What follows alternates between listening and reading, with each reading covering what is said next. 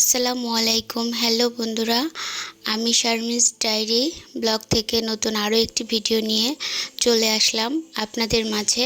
তো আজকে আমি আপনাদের সাথে শেয়ার করছি এই কাচকি মাছের ভর্তা, আর আমি আজকে কি রান্না করছি সেটা নিয়ে। তো আমি ভর্তা করার জন্য রসুন, পেঁয়াজ, কাঁচামরিচ এগুলোকে রেডি করে নিয়ে আমি ভেজে নিচ্ছি। আর মাছগুলো অনেক আগের ছিল, তাই ভাবলাম যে এটা রান্না করলে হয়তো ভালো লাগবে না, তার জন্য আমি মাছগুলোকে বেটে ভর্তা বানাবো। তো ভর্তা বানানোর জন্য আমি পেঁয়াজ, মরিচ আর রসুনটাকে হালকা ভেজে নিয়ে তার মধ্যে মাছগুলোকে দিয়ে সুন্দর করে ভেজে নিচ্ছি, যেন মাছের গন্ধটা না থাকে। কাঁচা মাছের গন্ধটা থাকলে তো আর ভর্তা ভালো লাগবে না, তার জন্য আমি খুব সুন্দর করে আস্তে জাল দিয়ে ভেজে নিচ্ছি। তো এই যে আমার ভাজা মাছগুলো হয়ে গেছে, এখন আমি ভর্তা বানাবো। তো আমি শিলপাটাটাকে পরিষ্কার করে নিয়েছি, এখন আমি মাছগুলোকে সুন্দর করে বেটে নিব। আর পাশাপাশি আমি আরও অন্য রান্নার প্রস্তুতি নিচ্ছি, রান্নাগুলো আমি সেরে ফেলবো। তো আজকে যেহেতু আমি ভর্তা বানাচ্ছি, সেহেতু ভাবলাম যে আপনাদের সাথে একটু শেয়ার করেই ফেলি। তো আমি মাছ ভর্তার মাঝে আমি কটা কালো জিরাও দিয়েছি, আর কালো জিরা দিলে ভর্তার স্বাদটা দ্বিগুণ বেড়ে যায়। আর যারা এই ভর্তা খান অবশ্যই আমাকে কমেন্টে জানাবেন। আর কেউ যদি না খেয়ে থাকেন তাহলে অবশ্যই কাচকি মাছের এই ভর্তাটা বাসায় ট্রাই করে দেখবেন। যদি আমার ভিডিওটা ভালো লাগে তাহলে অবশ্যই লাইক, কমেন্ট এবং সাবস্ক্রাইব করে আমার পাশে থাকবেন এবং আমাকে অনেক দূর এগিয়ে নিয়ে যেতে সাহায্য করবেন।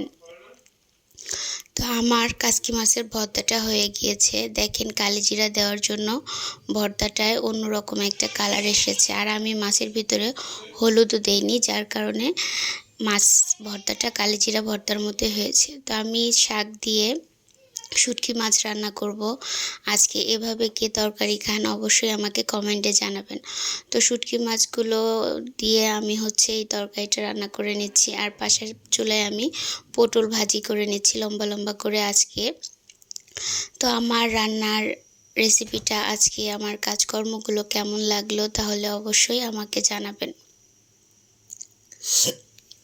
তো আমি সুন্দর করে একটু পেঁয়াজ কুচি দিয়ে পেঁয়াজটা লাল লাল করে নিয়ে আমি একটু পেঁয়াজ বাটা দিচ্ছি, আর পরিমাণ মতো গুঁড়া মশলাগুলোকে দিয়ে মশলাটাকে খুব ভালোভাবে কষিয়ে নিতে হবে। তারপর যে মশলা যে যতটুকু পরিমাণে খান সে ঠিক তেমনটাই দিবেন, আমি আমার পরিমাণে দিয়েছি। তো এই যে, আর এখন আমি শুটকিগুলোকে দিয়ে সুন্দর করে কষিয়ে নিয়ে এখন আমি শাকগুলোকে দিয়ে দিয়েছি। এভাবে শুটকি দিয়ে শাক রান্না করা আমার খুব ভালো লাগে এবং অনেক মজা হয়। জানি না কে কে খান, কেউ যদি খেয়ে থাকেন তাহলে অবশ্যই আমাকে জানাবেন। তো আমি এর মধ্যে কটা কচু ছড়িয়েও দিয়েছি, একটা বেগুন দিয়েছি, আর শাক যেন তরকারিটা একটু বেশি মজা হয়। আর এভাবে তরকারি রান্না করতে আমার ভালো লাগে, আর আমার পরিবারেও খায়, সব বাচ্চারাও খায়। তো আমি শাকটাকে এইভাবে রান্না করে নিলাম, আর এখন কষিয়ে নিলাম। এখন সামান্য একটু পানি দিব, পানিটা একদম মাখা মাখা হয়ে থাকবে।